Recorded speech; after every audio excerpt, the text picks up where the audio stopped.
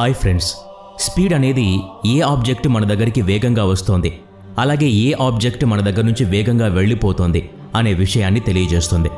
ఈ యూనివర్స్లో ఉన్న ప్రతి ఆబ్జెక్ట్కి కూడా ఏదో ఒక స్పీడ్ ఉంటుంది. ఒకే ప్లేస్లో శిథిలమైన రాయి దగ్గర నుంచి చంద్రుడు భూమి నుంచి దూరంగా వెళ్ళటం వరకు, అలాగే ప్రతి సెకండ్ కూడా మన జుట్టు పెరుగుతున్న పొడవు, హైపర్సోనిక్ స్పేస్ షిప్ వెళ్లే స్పీడ్, మరియు గ్రహాలు గ్యాలక్సీలు తిరిగే అలాగే ఢీకొట్టుకునే స్పీడ్, అలా యూనివర్స్లో ఉన్న ప్రతి ఆబ్జెక్ట్కి కూడా ఖచ్చితంగా ఏదో ఒక స్పీడ్ ఉంటుంది. ఈరోజు ఈ వీడియోలో మనం స్పీడ్ గురించి చాలా లోతుగా ఎన్నో విషయాల్ని తెలుసుకుందాం. ఇప్పుడు మేము చెప్పబోయే వాటి గురించి మీరు ముందు ఎప్పుడూ ఖచ్చితంగా విని ఉంటారు. ఈ వీడియోలో మనం ప్రతి దాని యొక్క స్పీడ్ని కూడా మెజర్ చేస్తాం. దీంట్లో మనిషి నడక నుంచి వెహికల్స్, భూమి మరియు గ్యాలక్సీ రొటేట్ అయ్యే స్పీడ్ కూడా భాగంగా ఉన్నాయి. అలా మనం ఈ యూనివర్స్లో అత్యంత స్లోగా వెళ్లే ఆబ్జెక్ట్ నుంచి అత్యంత వేగంగా వెళ్లే ఆబ్జెక్ట్ యొక్క స్పీడ్ని తెలుసుకుందాం. అలాగే ఒకవేళ మనం ఈ స్పీడ్ని సొంతం చేసుకుంటే ఏమేం చేయవచ్చు. ఈ వీడియో చాలా ఇంట్రెస్టింగ్గా ఉండబోతుంది, అందుకని ఈ వీడియోని ఎక్కడా స్కిప్ చేయకుండా పూర్తిగా చూడండి. మరింకెందుకు ఆలస్యం, let us start our today's episode. ఒకవేళ మనం ఈ యూనివర్స్లో ఉన్న అత్యంత స్లో అయిన స్పీడ్ గురించి మాట్లాడినట్లయితే వెంటనే మీకు ఆ స్పీడ్ 0 అయి ఉండొచ్చు అన్న డౌట్ రావచ్చు.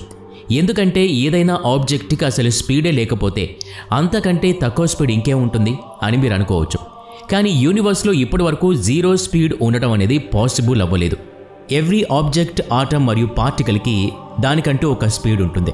ఒకవేళ మనం 0 స్పీడ్ని ఇమాజిన్ చేయాలి అంటే ఈ యూనివర్స్లో ఉన్న అన్ని ఆబ్జెక్ట్స్ యొక్క స్పీడ్ని 0 చేయాల్సి ఉంటుంది. కానీ మనం సడన్గా స్పీడ్ని 0 చేస్తే అన్నీ కూడా ఆగిపోతాయి. అంటే అంతా ఒక్కసారిగా ఫ్రీజ్ అయిపోతుంది. అందువల్ల మనం 0 స్పీడ్ నుంచి మనిషి స్పీడ్కి కొన్ని బిలియన్ టైమ్స్ తక్కువ ఉండే స్పీడ్ గురించి మాట్లాడుకుందాం. అసలు అన్నిటికంటే తక్కువ స్పీడ్ ఉన్న ఆబ్జెక్ట్ ఏది? దీనికి జవాబు స్పేస్లో 1 మీటర్ డిస్టెన్స్లో ఉంచిన 2 పాయింట్స్ యొక్క ఎక్స్పాన్షన్ రేట్ అవుతుంది. ఒకవేళ స్పేస్లో మీరు 1 మీటర్ డిస్టెన్స్లో 2 పాయింట్స్ని పెట్టినట్లయితే అవి ఒకదాని నుంచి ఇంకొకటి దూరంగా వెళ్లే స్పీడ్ మనిషి నడక కంటే 2,20,00,000 టైమ్స్ తక్కువ ఉంటుంది. అంటే ఆ స్పీడ్ని మ్యాథమెటిక్స్లో చెప్పాలి అంటే 2.2 × 10⁻⁻18 మీటర్ పర్ సెకండ్ అవుతుంది. హబుల్ లా ప్రకారం స్పేస్లో 2 పాయింట్స్ కేవలం 1 సెకండ్లో ఇంత దూరాన్ని మాత్రమే కవర్ చేస్తాయి. అందువల్లే దీన్ని యూనివర్స్లోనే మోస్ట్ స్లోయెస్ట్ స్పీడ్ అని చెప్పుకుంటారు. ఎందుకంటే ఇంతకంటే తక్కువ స్పీడ్ని సైంటిస్టులు ఇప్పటి వరకు కనిపెట్టలేకపోయారు. ఈ స్పీడ్ యూనివర్స్కి సంబంధించింది. అయితే మీకు భూమి మీద ఉన్న అతి తక్కువ స్పీడ్ గురించి తెలుసా? ఒకవేళ తెలియకపోతే ఇప్పుడు చెప్పేది జాగ్రత్తగా వినండి. మనం చాలాసార్లు రాళ్లను చూసి ఉంటాం. మ్యాక్సిమం రాళ్లన్నీ భూమికి దగ్గరగా చాలా సోలిడ్గా ఉంటాయి. కానీ ఒక రాయి ఎంత స్ట్రాంగ్గా మరియు సోలిడ్గా ఉన్నా కూడా ఏదో టైంలో ఖచ్చితంగా డిస్ట్రాయ్ అయిపోతుంది. అయితే దీని యొక్క ప్రక్రియ ఏంటి? మరియు రాయి ఒక సెకండ్లో ఎంత స్పీడ్తో రబ్ అవుతుంది? సైంటిస్టుల ప్రకారం ఒక రాయి యొక్క రబ్బింగ్ స్పీడ్ అనేది భూమండలంలోనే అతి తక్కువ స్పీడ్ అవుతుంది. ఇది 1 సెకండ్లో మీటర్లో 100 కోట్ల భాగం మాత్రమే రబ్ అవుతుంది. ఒకవేళ ఏదైనా రాయి 1 మీటర్ రబ్ అవ్వాలంటే 3,17,000 సంవత్సరాల సమయం పడుతుంది. దీంతో మీకు అర్థమయ్యే ఉంటుంది ఒక రాయి యొక్క రబ్బింగ్ స్పీడ్ ఎంత తక్కువగా ఉంటుంది అని. ఇప్పుడు మన చంద్రుడు భూమి నుంచి ఎంత స్పీడ్తో దూరంగా వెళ్తున్నాడు తెలుసుకుందాం. మనం ఎప్పుడైనా భూమి నుంచి చంద్రుడిని చూస్తే అది ఎప్పుడూ కూడా ఒకే ప్లేస్లో ఉన్నట్లు అనిపిస్తుంది. కానీ మూన్ మనకి ఎవ్రీ సెకండ్ దూరంగా వెళ్తూ ఉన్నాడు. సైంటిస్టుల ప్రకారం చంద్రుడు 1.3 × 10⁻⁻9 మీటర్ పర్ సెకండ్ స్పీడ్తో దూరంగా వెళ్తూ ఉన్నాడు. అంటే చంద్రుడు 1 సెకండ్కి 1 మీటర్లో 1 బిలియన్త్ పార్ట్ దూరంగా వెళ్తూ ఉన్నాడు. అలా ప్రతి సంవత్సరం మన భూమి నుంచి 4 సెంటీమీటర్లు దూరం అవుతున్నాడు. ఈ స్పీడ్ చాలా తక్కువగా అనిపించినా కూడా కొన్ని బిలియన్ ఇయర్స్ తర్వాత చంద్రుడు కనిపించినంత దూరంగా వెళ్ళి భూమిని ఒంటరిగా వదిలేస్తాడు. మీరెప్పుడైనా మన జుట్టు పెరిగే వేగాన్ని నోటీస్ చేశారా? ఎలాగో జుట్టు చాలా స్లోగా పెరుగుతుంది. కానీ సైంటిస్టుల ప్రకారం జుట్టు పెరిగే స్పీడ్ చంద్రుడు భూమి నుంచి దూరంగా వెళ్తున్న స్పీడ్ కంటే 4 రెట్లు ఎక్కువ ఉంటుంది. అంటే జుట్టు ఎవ్రీ సెకండ్కి 4.8 × 10⁻⁻9 మీటర్స్ పెరుగుతుంది. అలా మన జుట్టు 1 మంత్కి కేవలం 1 సెంటీమీటర్ మాత్రమే పెరుగుతుంది. అయితే జుట్టు పెరిగే స్పీడ్ కంటే 1,00,000 రెట్లు ఎక్కువ స్పీడ్తో గ్రీన్లాండ్లో ఉన్న ఇలిసిట్ గ్లేషియర్ ముందు కదులుతుంది. ప్రతిరోజు కూడా తన ప్లేస్ నుంచి 20 మీటర్స్ ముందు కదులుతుంది. ఇప్పుడు ఆ స్పీడ్ స్కేల్ని కొంచెం పెంచినట్లయితే ఈ ప్రపంచంలో ఉన్న స్లోత్ అనే పేరు గల మ్యామల్ యొక్క స్పీడ్ కేవలం 0.08 మీటర్స్ పర్ సెకండ్ మాత్రమే. అంటే ప్రతి సెకండ్కి కేవలం 8 సెంటీమీటర్లు మాత్రమే ముందుకు వెళ్ళగలుగుతుంది. అలా ఇది గంటకి కేవలం 290 మీటర్లు మాత్రమే కవర్ చేయగలదు. ఈ స్లోత్ మ్యామల్ యొక్క స్పీడ్ ముందు మాట్లాడుకున్న గ్లేషియర్ కంటే 350 రెట్లు ఎక్కువ ఉన్నప్పటికీ ఈ మ్యామల్ ఈ ప్రపంచంలోనే అత్యంత స్లోగా ఉండే యానిమల్. మనం నడుస్తూ ఉన్నప్పుడు మన స్పీడ్ ఒక సెకండ్కి 1 to 1.5 మీటర్ ఉంటుంది. అంటే గంటకి 3 కిలోమీటర్లు. అలా మనం నడుస్తూ గంటకి 3 నుంచి 4 కిలోమీటర్లు మాత్రమే కవర్ చేయగలుగుతాం. ఒకవేళ మీరు పరిగెత్తితే మీ స్పీడ్ 4 రెట్లు పెరిగి గంటకు దాదాపు 17 కిలోమీటర్లు కవర్ చేయగలుగుతారు. మనిషి రన్నింగ్ స్పీడ్కి 6 రెట్లు ఎక్కువ స్పీడ్ ఒక చిరుతపులికి ఉంటుంది. చిరుతపులి గంటకి 110 కిలోమీటర్లు కవర్ చేయగలుగుతుంది. అలా చిరుతపులి భూమి మీద ఉన్న ఫాస్టెస్ట్ యానిమల్.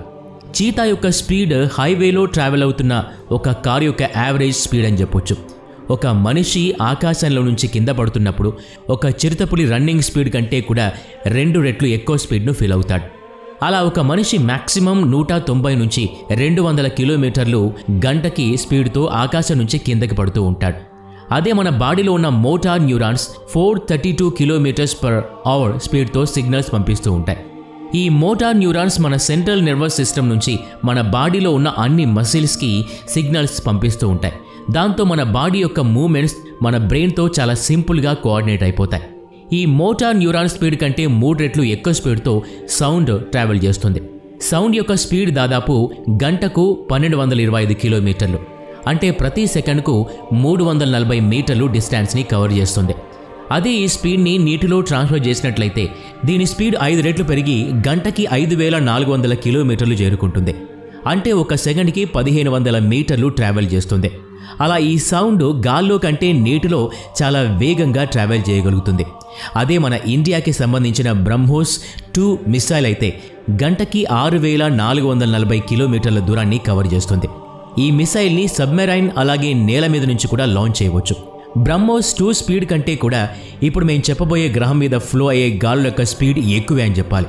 భూమి నుంచి 64 లైట్ ఇయర్స్ దూరంలో ఉన్న HT 189733b అనే ప్లానెట్ మీద ఫ్లో అయ్యే గాలులు దాదాపు గంటకి 9600 కిలోమీటర్ల వేగంతో ట్రావెల్ అవుతాయి.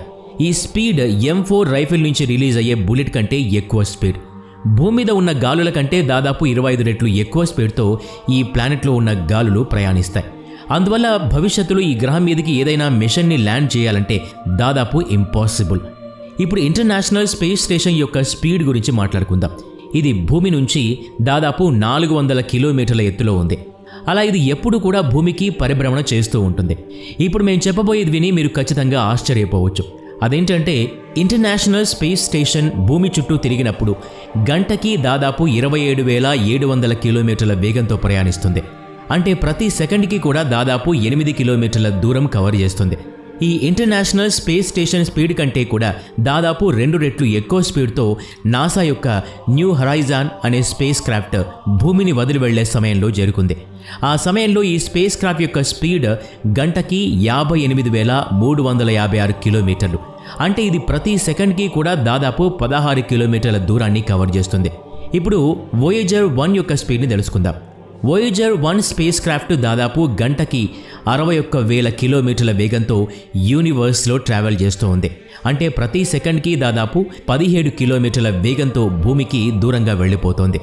ఈ స్పీడ్ ఎంత ఎక్కువ అంటే మన కారు యొక్క మ్యాక్సిమం స్పీడ్ కంటే 550 రెట్లు ఎక్కువ. ఇంత స్పీడ్తో ట్రావెల్ అవుతున్నప్పటికీ మన నేబర్ స్టార్ని చేరుకోవడానికి వోయేజర్ 1కి 73,000 సంవత్సరాల సమయం పడుతుంది. అయితే వోయేజర్ 1 కంటే కూడా మన భూమి సూర్యుని చుట్టూ ఎక్కువ వేగంగా తిరుగుతోంది. భూమి ఒక గంటకి 107,280 కిలోమీటర్లు ట్రావెల్ చేస్తుంది. అలా సూర్యుడికి 365 రోజుల్లో ఒక రౌండ్ని పూర్తి చేస్తుంది. దీన్నే మనం ఒక సంవత్సరం అంటాం. భూమి స్పీడ్ కూడా ఇప్పుడు మేము చెప్పబోయే ఆబ్జెక్ట్ యొక్క స్పీడ్తో కంపేర్ చేస్తే చాలా తక్కువే అనిపిస్తుంది. మనిషి ద్వారా తయారు చేయబడ్డ జూనో స్పేస్ క్రాఫ్ట్ని ఇప్పటి వరకు ఫాస్టెస్ట్ ఆబ్జెక్ట్ అని చెప్పొచ్చు. ఈ స్పేస్ క్రాఫ్ట్ జూపిటర్ యొక్క ఆర్బిట్ లోపలికి చేరుతున్న సమయంలో దాదాపు గంటకి 2,65,000 కిలోమీటర్ల వేగాన్ని అందుకుంది. అంటే ఈ స్పేస్ క్రాఫ్ట్ ఒక సెకండ్కి 73 కిలోమీటర్ల దూరాన్ని కవర్ చేసింది. అలా ఈ స్పీడ్ వోయేజర్ 1 స్పీడ్ కంటే 4 రెట్లు ఎక్కువ. అయితే ఈ స్పీడ్ ఇప్పుడు మేము చెప్పబోయే గ్యాలక్సీ యొక్క స్పీడ్ ముందు ఏమాత్రం కాదు. ఎందుకంటే మెస్సియర్ 98 అనే గ్యాలక్సీ మన మిల్కీవే గ్యాలక్సీ దగ్గరికి గంటకి 5,40,000 కిలోమీటర్ల వేగంతో దూసుకొస్తోంది. అలాగే దాదాపు గంటకి 7,00,000 కిలోమీటర్ల వేగంతో మన యొక్క సోలార్ సిస్టమ్ మిల్కీవే గ్యాలక్సీ చుట్టూ రొటేట్ అవుతుంది.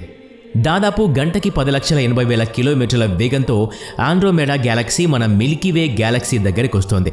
ఈ స్పీడ్ చాలా ఎక్కువ, కానీ ఆండ్రోమెడా గ్యాలక్సీకి మన మిల్కీవే గ్యాలక్సీని ఢీకొట్టడానికి దాదాపు 4 బిలియన్ ఇయర్స్ సమయం పడుతుంది. కానీ మీరు సూర్యుడి సర్ఫేస్ మీద ఉన్నట్లయితే అక్కడి నుంచి అంతరిక్షంలోకి వెళ్ళాలి అంటే మీరు ఆండ్రోమెడా స్పీడ్ కంటే 3 రెట్లు ఎక్కువ స్పీడ్తో ట్రావెల్ చేయాలి. గంటకి 22,24,000 కిలోమీటర్ల వేగంతో వెళ్లాల్సి ఉంటుంది. అలా అంత స్పీడ్తో వెళ్తే గానీ మీరు సూర్యుడి యొక్క సర్ఫేస్ నుంచి ఎస్కేప్ అవ్వలేరు. దీన్నే సూర్యుడి యొక్క ఎస్కేప్ వెలాసిటీ అని కూడా అంటారు.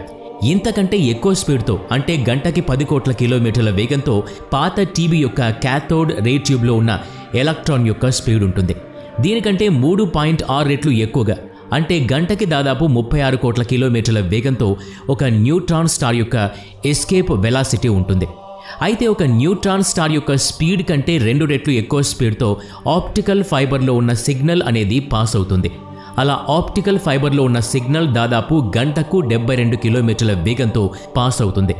చివరిగా ఈ యూనివర్స్లోని అత్యంత ఎక్కువ స్పీడ్తో ట్రావెల్ చేసేది లైట్ అని మనందరికీ బాగా తెలుసు. ఈ లైట్ దాదాపు ఒక సెకండ్కి 2,99,792 కిలోమీటర్ల స్పీడ్తో ట్రావెల్ చేస్తుంది. అందువల్ల ఈ యూనివర్స్లో లైట్ కంటే ఎక్కువ స్పీడ్ ఏ ఆబ్జెక్ట్ కూడా లేదు అని ఖచ్చితంగా చెప్పవచ్చు. ఒకవేళ మనం కానీ ఈ స్పీడ్తో చేరుకుంటే మనకి సమయం అనేది ఆగిపోతుంది. అంతేకాదు ఈ విశ్వంలో మనం ఎక్కడి నుంచి ఎక్కడికైనా కూడా ట్రావెల్ చేయగలుగుతాం. కానీ లైట్ స్పీడ్ ఎంత ఎక్కువగా ఉన్నప్పటికీ ఈ యూనివర్స్ యొక్క ఎక్స్పాన్షన్ ముందు చాలా తక్కువనే చెప్పాలి. ఇప్పటి వరకు మన యూనివర్స్ ఎంత స్పీడ్తో ట్రావెల్ చేయగలుగుతుంది అనే విషయాన్ని ఎవ్వరూ కూడా కనిపెట్టలేకపోయారు. దీని వెనుక డార్క్ ఎనర్జీ యొక్క హస్తం ఉంది అని సైంటిస్టులు బలంగా నమ్ముతున్నారు. ఈ డార్క్ ఎనర్జీని ఇంతవరకు ఎవరు కూడా చూడటం జరగలేదు. అందువల్ల యూనివర్స్ యొక్క ఎక్స్పాన్షన్ స్పీడ్ కనుక్కోవటం దాదాపు ఇంపాసిబుల్ అని చెప్పాలి. సో ఫ్రెండ్స్, ఈ వీడియో మీకు ఇంట్రెస్టింగ్గా అనిపించింది అనుకుంటున్నాం. ఈ వీడియో గురించి మీ అభిప్రాయాన్ని కామెంట్ ద్వారా తెలియజేయండి. వీడియో నచ్చితే లైక్ చేయండి, షేర్ చేయండి. అలాగే మన ఛానల్ని సబ్స్క్రైబ్ చేసుకొని పక్కనే ఉన్న బెల్ ఐకాన్ని యాక్టివేట్ చేసుకోండి. Thanks for watching.